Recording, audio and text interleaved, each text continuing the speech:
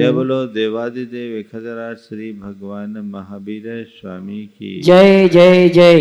अहिंसा परमो धर्म की जय जय जय। परम पूज्य आचार्य गुरुवर श्री विद्यासागर जी महाराज की जय जय जय। बोले परम पूज्य मुनि श्री 108 प्रमाण सागर जी महाराज की, मुनि संघ की नमोस्तु गुरु। आज मैं सोच रहा हूँ कहाँ से बात शुरू करूँ। जब भी हम अपने जीवन पर दृष्टि दौड़ाते हैं, हमें ऐसा प्रतीत होता है मानो हमारा जीवन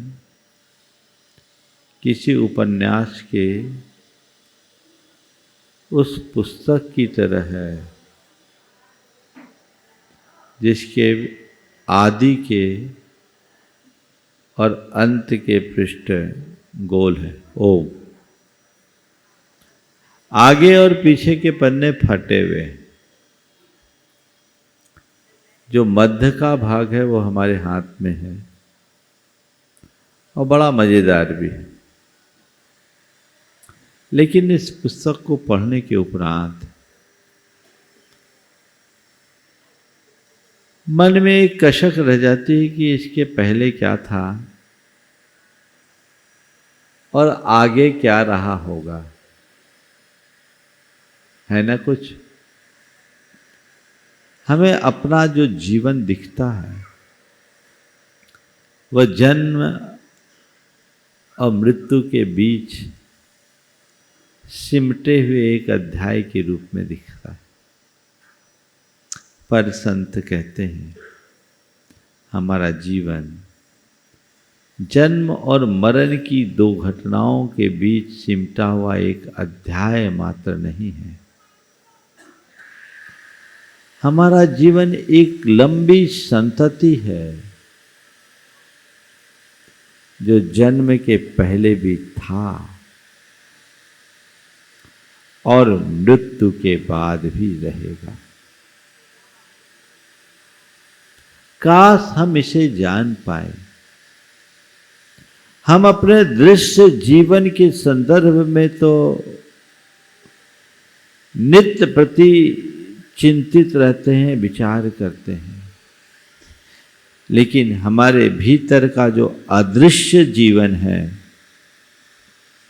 उसकी ओर हमारी दृष्टि बहुत कम जा पाती है।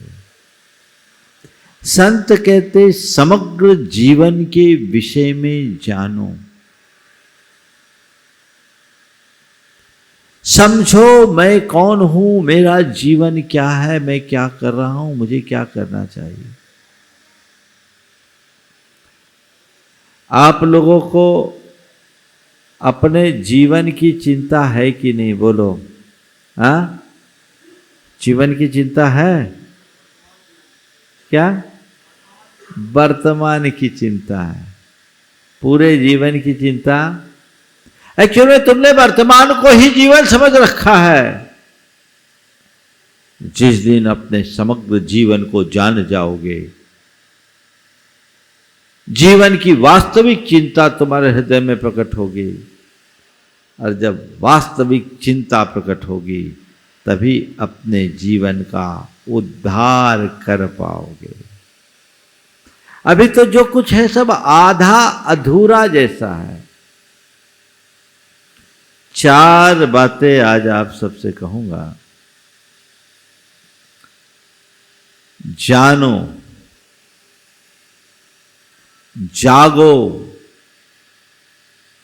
त्यागो, जियो।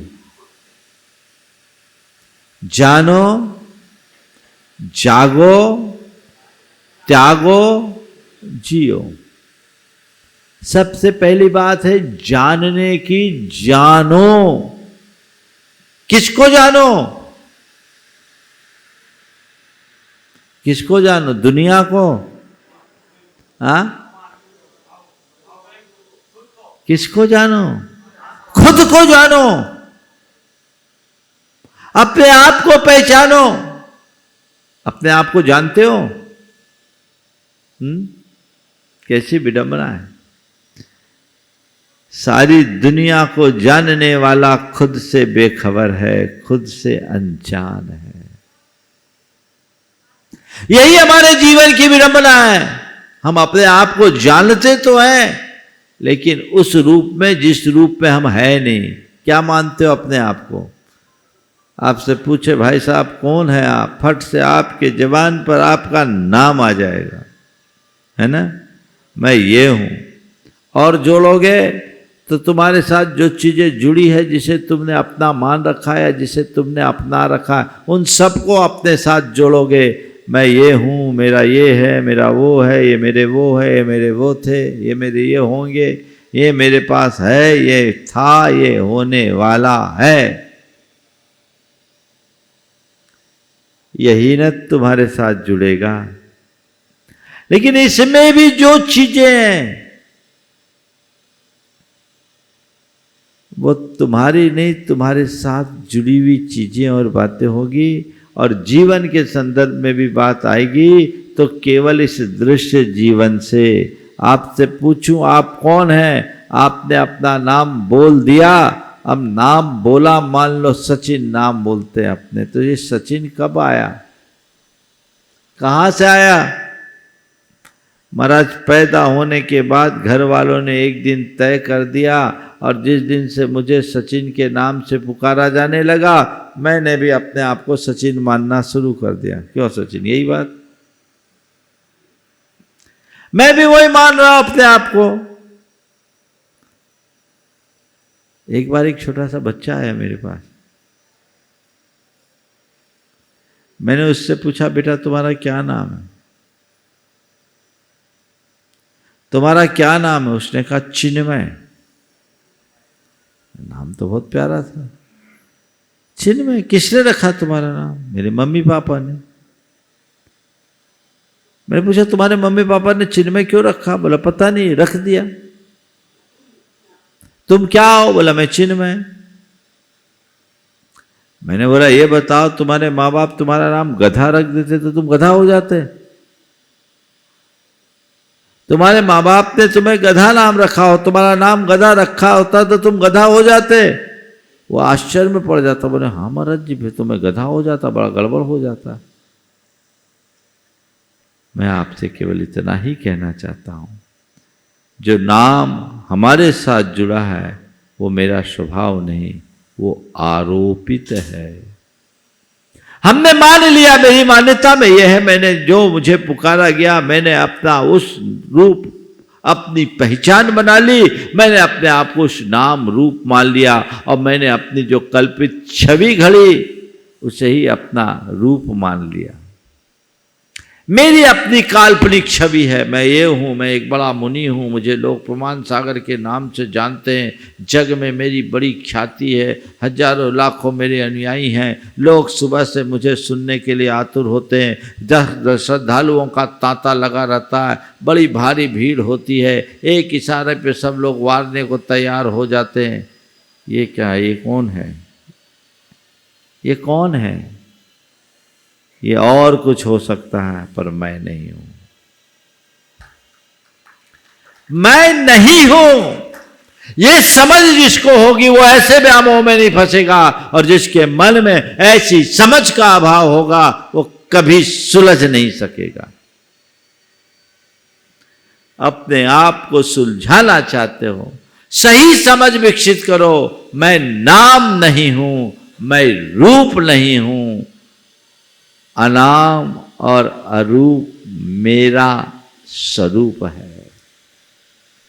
क्या है स्वरूप? अनाम, अरूप। ये जो चीजें केवल इस जीवन तक के साथ जुड़ी है, ये एक संयोग है, ये व्यवहार चलाने का साधन है, पर ये मेरा स्वरूप नहीं, क्योंकि मैं इतना ही नहीं हूं। जैसे आप देखते हो, जिसे आप जीवन कहते हो, वो बहुत छोटा है, पर इस जीवन को धारण करने वाले को देखोगे तब तुम्हें अपने वास्तविक जीवन का एहसास होगा, आभास होगा, और तब अपने जीवन में कुछ अच्छा कर सकोगे। मैं आपसे कहता हूँ, जीवन को नहीं, जीव को जानो।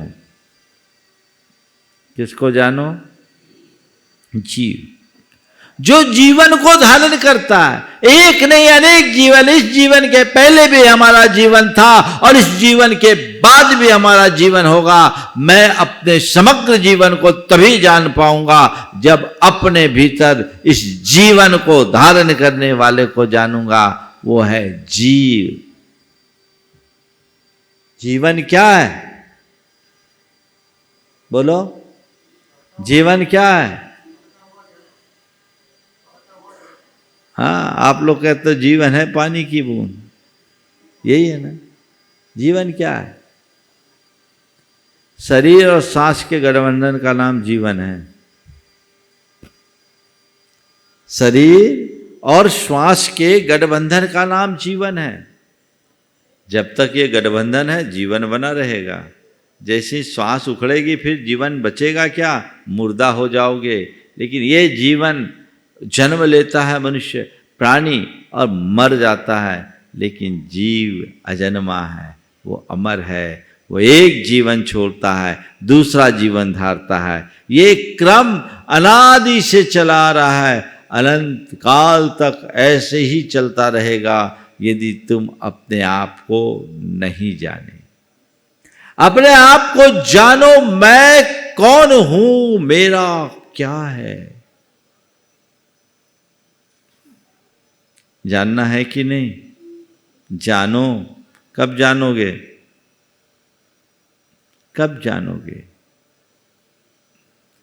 जिस दिन मनुष्य इस बात को जाने लेगा, उस दिन उसके जीवन की दिशा बदल जाएगी। अभी तो बस चल रहा है, तो चल रहा है। मैं एक चैतन्य आत्मा हूं, मैं देह नहीं चेतन हूं, मैं देह नहीं देही हूं, मैं देहधारी हूं। ये दृश्य जीवन ही मैं नहीं, मैं इस दृश्य जीवन से परे भी कुछ हूं। अहमिको खल शुद्धो दंसन नान मय्यो सदारूबी नव्याथि बाज्य किंच भी अन्नम परमाणु मित्तम्पि। मैं एकमात्र शुद्ध चैतन्य आत्मा हूँ, दर्शन ज्ञानमयी हूँ। मुझसे पृथक एक परमाणु प्रमाण पर द्रव्य मेरा नहीं है। ये बात जानने में आती है। महाराज, आप लोगों के प्रवचनों में सुनते तो लगता है कि यही है, पर बाद में तो ये लगता है मैं ये हूँ, मैं वो हूँ, मेरा ये है, मेरा वो है।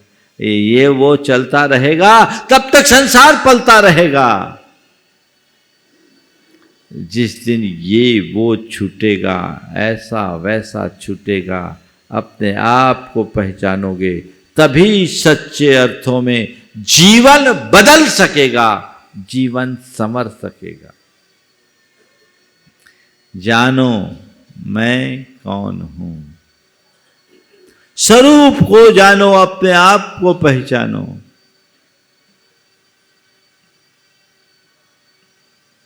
जो जान गया उसका जीवन निहाल होता है, जो जान नहीं पाता वो फटेहाल होता है। तुम अनंत सुख के स्वामी हो, अधिपति हो, उसे पहचानो। तुम चैतन्य मात्र हो, उसे जानो। तुम आनंद के धाम हो, इसे पहचानो। और ये तभी और केवल तभी होगा जब अपने भीतर झांकने की दृष्टि आएगी। अब मैं आपसे एक सवाल करता हूं। आपके नाम के अलावा यदि किसी दूसरे व्यक्ति के नाम से आपको पुकारा जाए तो क्या आप उसे सुनोगे? हाँ, उस पर ध्यान जाएगा? क्या होगा? ये मुझसे संबद्ध बात नहीं है, मुझे नहीं, किसी और को बुलाया जा रहा है, यही कहोगे ना। जो मैं नहीं हूं उसको सुनूं क्यों? और किसी दूसरे व्यक्ति के नाम से कोई गालियां देगा, आपको तकलीफ होगी? क्यों? दूसरे की बात है ना। और किसी दूसरे व्यक्ति की कोई प्रशंसा करेगा, तारीफ करेगी, आपको प्रसन्नता होगी? नहीं होगी ना।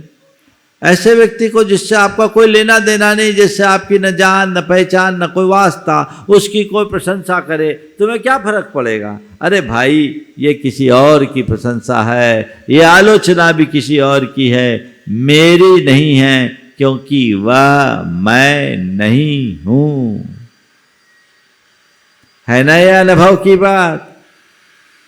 जिस दिन तुम अपने आप को जान लोगे और समझ लोगे कि ये जो नाम और रूप है, ऊपर का चोला है, वो मैं नहीं हूं, तो इसके साथ घटने वाले अच्छे में प्रसन्नता नहीं होगी और बुरे में आकुलता नहीं होगी। जीवन में हर पल आनंद होगा। जानो तो। जानने में जब तक ये नहीं आएगा, अपनी धारणा नहीं बदलेगी, तब तक जीवन बदल ही नहीं सकता।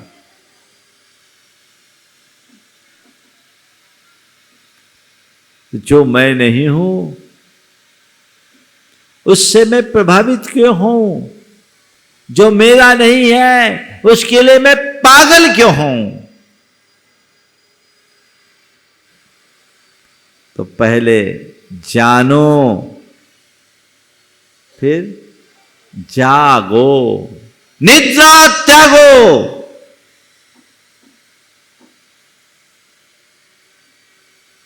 जब तक व्यक्ति सपने में होता है ना, एक दूसरे लोक में विचरण करता रहता है। सपना तो आप लोग देखते ही हैं। अरे महाराज, आप तो नींद में देखते होंगे, हम लोग दिन में भी देखते हैं। और न केवल देखते हैं, लोगों को दिखाते भी हैं। और दिखाते भी नहीं हैं, कईयों का सपना तोड़ भी देते हैं, खुद का नहीं, है ना।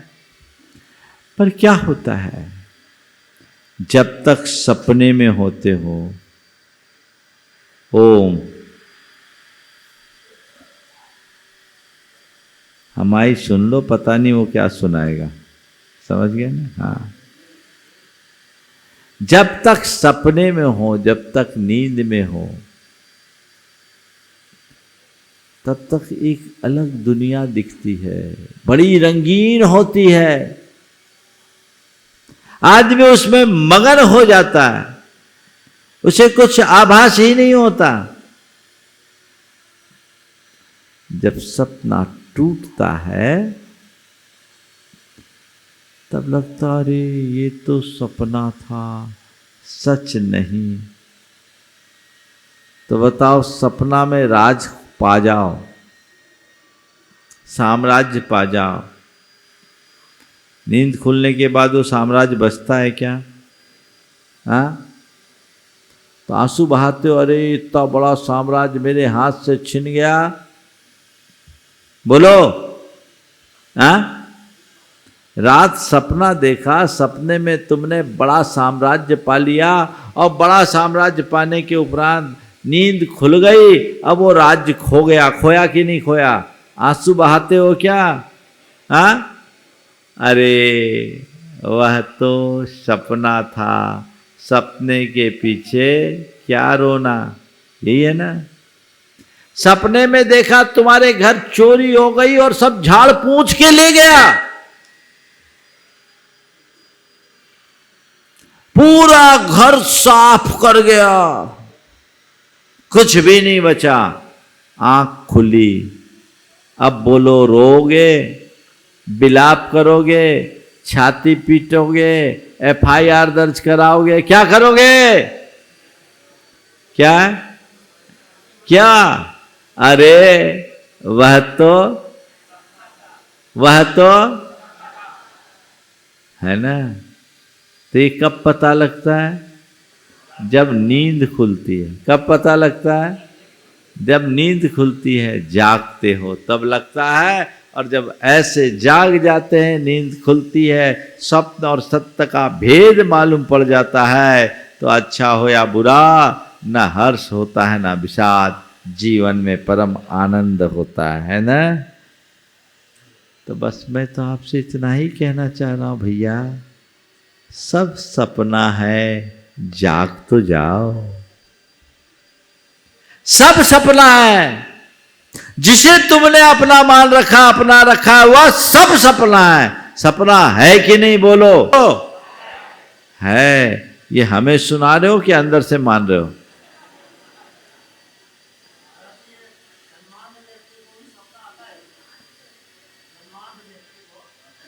अरे अभी तो आंख वालों की बात कर रहे हैं, अंधों में क्यों खो रहे हो? यहां बैठो ना।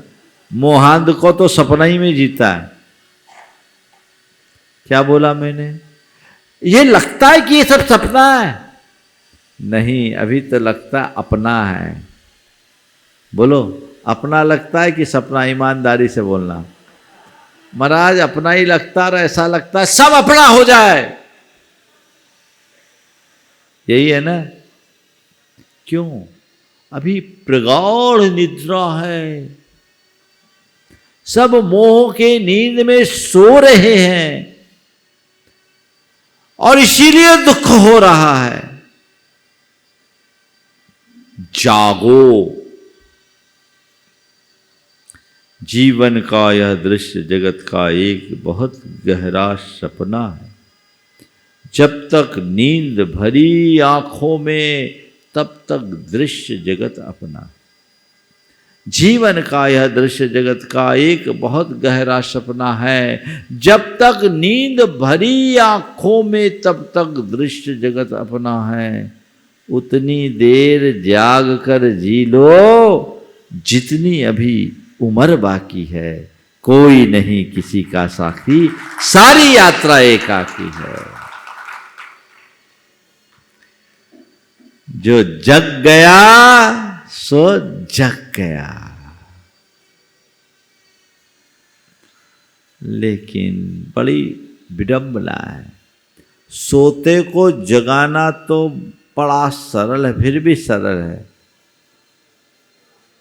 लेकिन जो जागते हुए सोए उसको जगाना, हाँ?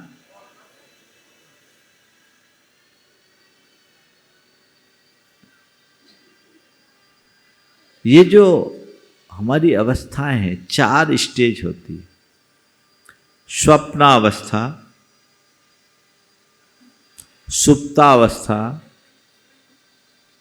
सुप्तावस्था, स्वप्नावस्था, जागृत अवस्था और एक प्रबुद्ध अवस्था। सुप्त, स्वप्न, जागृत और प्रबुद्ध, ये 4 स्टेज हैं हमारे। सुप्त अवस्था में मनुष्य बेसुध रहता है, उसे कुछ होश हवास नहीं रहता। रहता है क्या? मूर्छित हो, सुप्त हो, सो रहे हैं, कुछ पता ही नहीं। संसार के बहुसंख्यक प्राणी इसी सुप्त अवस्था में जीते हैं। कुछ ऐसे होते हैं जो सपने में जीते हैं, अपेक्षाकृत अच्छी है लेकिन वो असत्य में उलझाने वाली है। सपना एक रंगीन दुनिया में हमें ले जाता है और जितनी देर सपने में होते हैं व्यक्ति, उतनी देर मगन होता है। अल्पकाल के लिए ही सही, उतनी देर सुखानुभूति अथवा दुख का अनुभव होता है।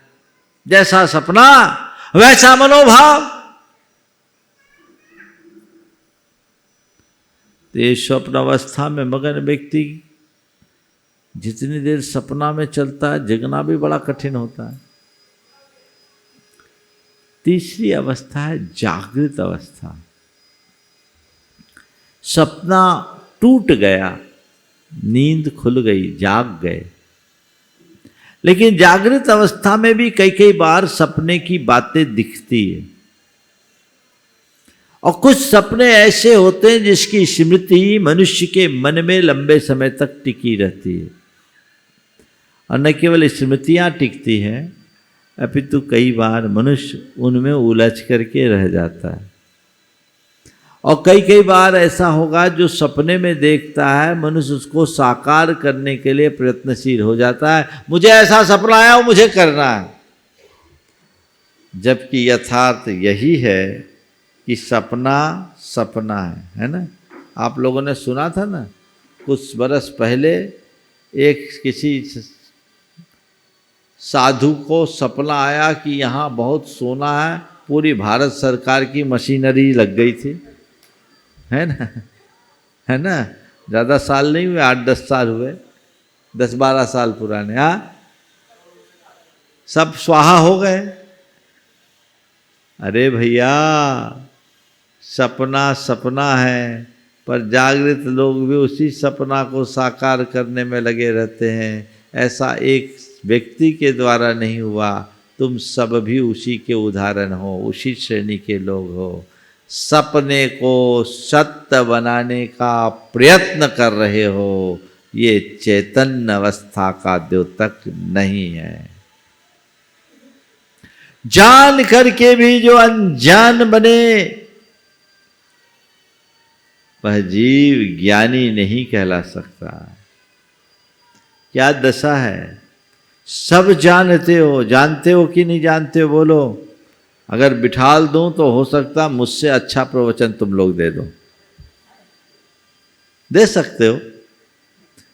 उपदेश तो आप दे ही देते हो, अरे सब मोह माया है, सब बेकार है, कच्छू सार नहीं है, यही बोलते हैं।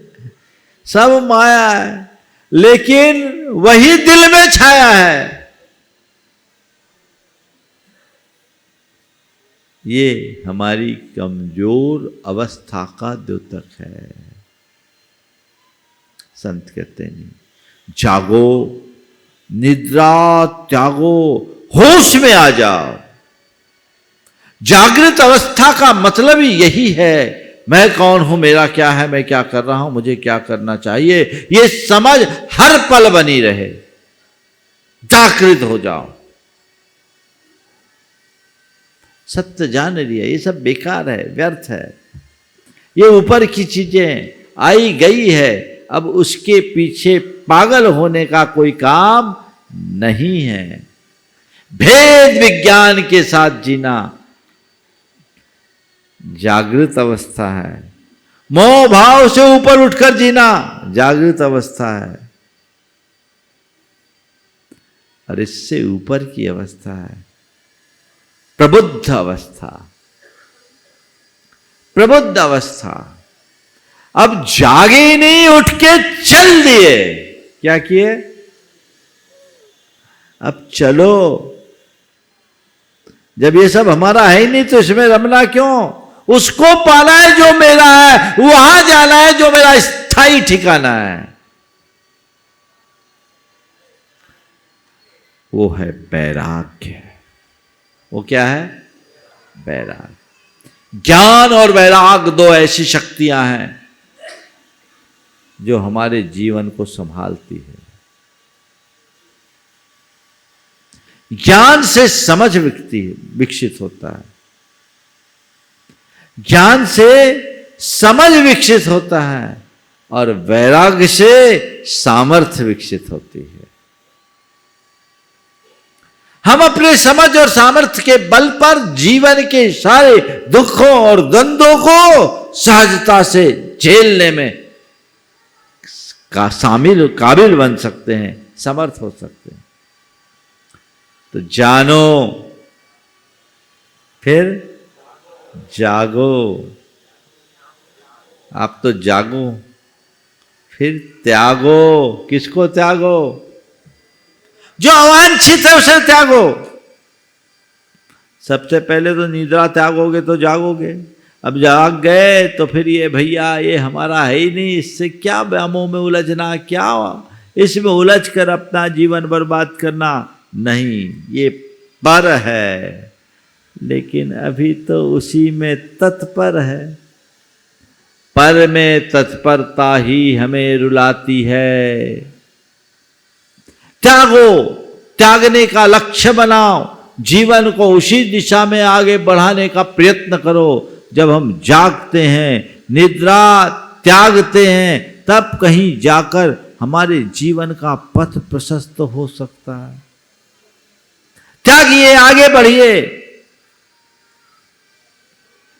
बहुत कठिन होता है। जान लेने के बाद भी छोड़ना बड़ा मुश्किल होता है। अरे है ठीक है, लेकिन क्या करें। ये हमारे अंदर की कमजोरी को दर्शाता है। एक बार जान लेता है पल में जाग जाता है। देखिए, जागने के बाद त्यागने का क्रम क्या होता है। बहुत पुरानी कहानी याद आ गई, सुना दूं।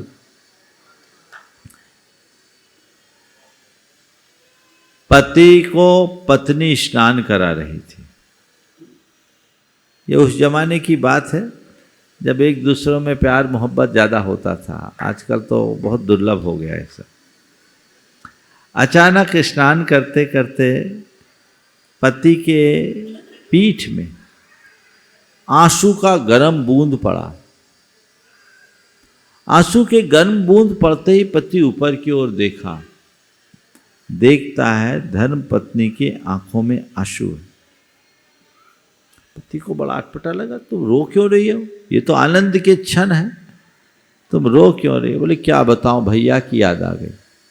भैया की याद आ गई? बोले हाँ, भैया दीक्षा लेने वाले हैं। दीक्षा लेने वाले हैं? अभी कहाँ तुम चिंता कर रहे, ऐसे कोई दीक्षा लेता है क्या? बोले नहीं नहीं, वो पक्के हैं, उनने निर्णय ले लिया है, बहुत जल्दी दीक्षा लेने वाले। बोले जब लेंगे तो लेंगे, कल लेंगे, परसों लेंगे, अभी थोड़ी ले रहे, तो क्यों परेशान हो रही? पत्नी को ये बात अच्छी नहीं लगी। बोले वो आप जैसे नहीं है, वो निर्णय के धनी है, वो लेंगे। बोले जब लेंगे सो लेंगे, लेने वाला लेता है, बोलने वाला नहीं लेता। पत्नी को ये बात और चुभ गई। बोले आप भी तो गए थे प्रवचन में, आपके अंदर तो इतना भी परिवर्तन नहीं आया, मेरे से चिपके हो। आप भी तो गए थे प्रवचन सुनने, आप में तो इतना भी अंतर नहीं आया, मुझसे चिपके हो। वो कहते जीवन का भरोसा नहीं, अब तो मुझे दीक्षा लेना है। पत्नी की बात पूरी नहीं हुई कि वो फट से उठा और बाहर जाने लगा। धर्मपत्नी ने कहा कहां चले? बोले वहीं जहां की बात हो रही थी, वहीं जहां की बात हो रही थी। बोले क्या? बोले मैं उससे कह रहा था कि कल का क्या भरोसा, कल लेगा परसों लेगा, सोचने वाला ले नहीं सकता। मैं भी सोच रहा था, मेरे कल का क्या भरोसा, जब लेना है तो आज ही क्यों न लूं, वो जब लेगा सो लेगा, मैं चला दीक्षा लेने। पत्नी ने कहा कम से कम कपड़े तो पहन लो। बोले पहनने की जरूरत क्या है, चड्डी है वो भी उतर जाएगी। वो आदमी सीधे निकल गया और कहते उसने दीक्षा ले ली। मैं भी आपसे केवल इतना कहता हूं, जब व्यक्ति का हृदय जागता है, एक पल में चीजें अपने आप छूट जाती है, और जब तक जागृत नहीं होता तो चीजें नहीं छूटती।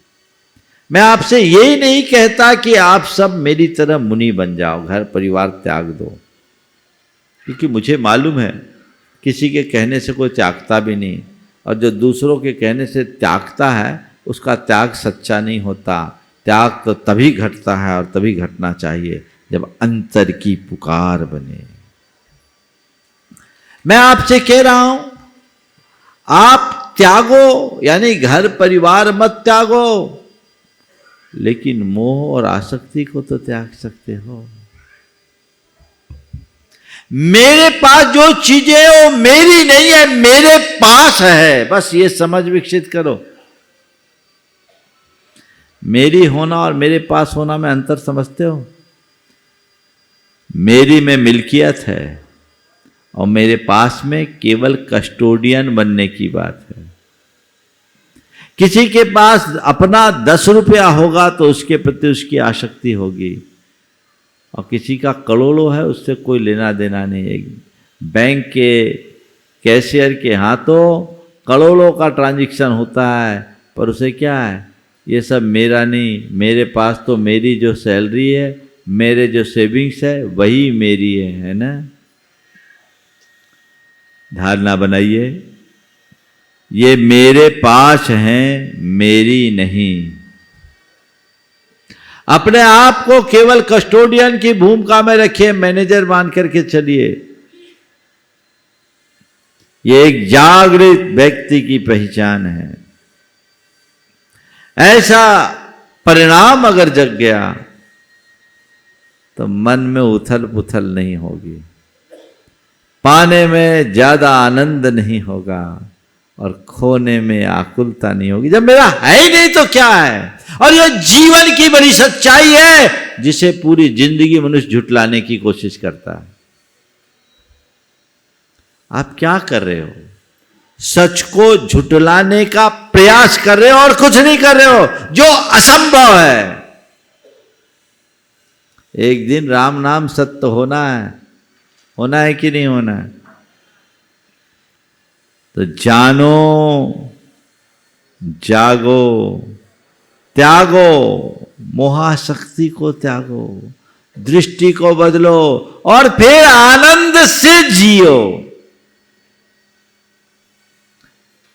मोही व्यक्ति रोता है और ज्ञानी हर पल मुस्काता है। आपको तय करना है मुझे कैसे जीना है। जी तो रहे हो, इसमें तो कोई डाउट नहीं है ना? हाँ बोलो, जी रहे हो ना? क्यों जी रहे हो? क्यों जी रहे हो? एक बार मैंने पूछा कि भैया क्यों जी रहे हो, सवाल किया क्यों जी रहे हो। एक ने उत्तर दिया इसलिए कि अभी मरे नहीं। जो व्यक्ति इस ख्याल से जी रहा है कि अभी मरे नहीं है, उसका जीते जी मर जाना ही जैसा है, वो जीते हुए भी मुर्दा है। बोलो क्यों जी रहे हो? जिए जा रहे हैं, हम जी कहां रहे हैं? ये मनुष्य जीवन मिला है तो धन पैसा जोड़ने के लिए नहीं मिला। ये मनुष्य जीवन मिला है तो केवल परिवार परिजन में उलझने के लिए नहीं मिला। ये मनुष्य जीवन मिला है तो राग रंगीनियों में रमने के लिए नहीं मिला। ये मनुष्य जीवन मिला है तो केवल गोरख धंधे में उलझने के लिए नहीं मिला। ये मनुष्य जीवन मिला है तो केवल इसलिए मिला है कि जीवन पाकर जीवन को सफल बनाओ, आत्मा का कल्याण करो, आत्मा का उद्धार करो। आत्मोद्धार के लिए ये मनुष्य जीवन मिला है, तो उस आत्मोद्धार का रास्ता पकड़ो। धर्म हमारे लिए मददगार बनेगा। एक बात हृदय में बिठा दो, जब तक मैं मोक्ष मार्ग का अनुकरण नहीं करता तब तक मेरा उद्धार असंभव है। नाव में सवार हुए बिना नदी को कोई पार कर सकता है क्या? तो भैया तुम्हें तो भव सागर से पार उतरना है, और भव सागर से पार उतरने के लिए जिन धर्म के जहाज पर सवार होना होगा। जब जिन धर्म के जहाज पर सवार होगे तभी भव सागर से पार उतर पाओगे। तो बस इन चारों शब्दों को देखें, जानो, जागो, त्यागो और जियो। बस ये चारों परिणति हमारे अंदर आए, हम अपने जीवन को प्रशस्त कर सके।